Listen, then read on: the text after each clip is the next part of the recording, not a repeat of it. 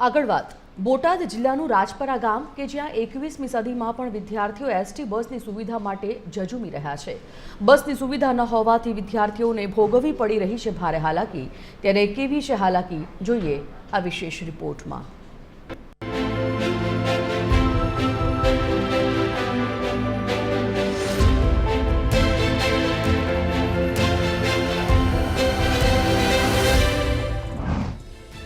आज बोटाद जिल्लाना राणपुर तालुकामां आवेલું રાજપરા ગામ।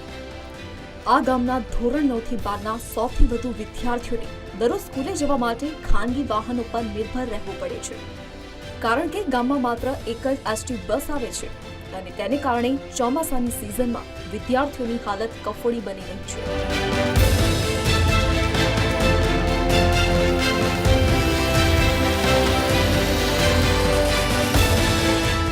સ્કૂલ સુધી પહોંચવા માટે આટલો સંઘર્ષ અને સાથે જ ખિસ્સા પણ ખાલી કરવા પડે છે। વિદ્યાર્થીઓ પાસેથી જ સાંભળો તેમની વ્યથા।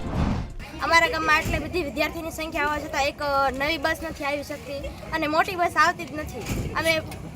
અમે સરકારશ્રીને નમ્ર વિનંતી કરીએ કે જલ્દી બસ આવે તો આટલા બધા વિદ્યાર્થીઓની એક સમસ્યા છે તે સમાધાન થાય। એક મહિનો થઈ ગયો, મહિના લગભગ 2 મહિના પણ થઈ ગયા છે, પણ અરજી ઘણી બધી કરી પણ અમારા ગામની સમસ્યાનું નિવારણ નથી લેવામાં આવ્યું। એક દિવસ બસ મોટી આવે છે પણ બીજા દિવસે આવી નથી શકતી। ગામના સરપંચ સહિત વિદ્યાર્થીઓએ આ અગાઉ પણ અનેક વખત રજૂઆતો કરી છે, પરંતુ એસટી ડેપો કે તંત્રના બહેરા કાને વાત પડતી જ નથી। અમારા ગામમાં ઘણા સમયથી બસની સમસ્યા છે।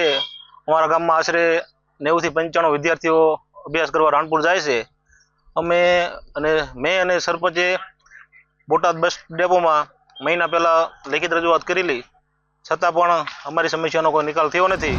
સમસ્યા તો આ બસનો પ્રોબ્લેમ ઘણા સમયથી છે। અમારા વિદ્યાર્થીઓને જવા માટે આશરે 100 જેટલા વિદ્યાર્થીઓ અમારા ગામમાંથી જાય છે, બાકી આગળ જ 2 બસ પેક થઈને આવે છે બોબડી ત્યાં, તો એમને બારણામાં ઊભા રહીને જવું પડે।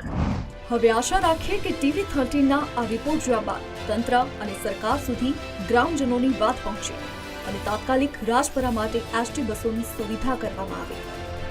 ટીવી 13 ગુજરાતી માટે ગજેન્દ્ર ખાંચર, રાજપરા, બોટાદ।